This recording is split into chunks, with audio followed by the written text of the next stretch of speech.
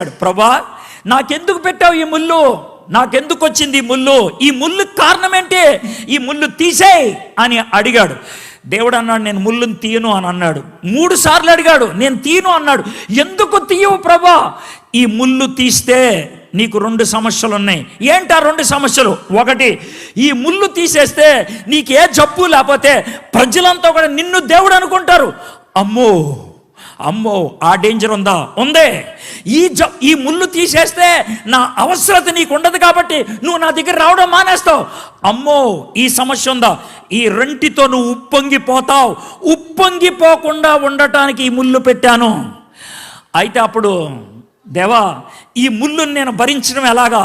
ఈ ముళ్ళుని నేను తట్టుకోవటం ఎలాగా అంటే దేవుడు ఏమన్నాడు తెలుసా? నా కృప నీకిస్తాను. తప్పు చేస్తే దేవుడిని అడగాల్సిందేంటే కనికరం. తప్పు చేయలేదు,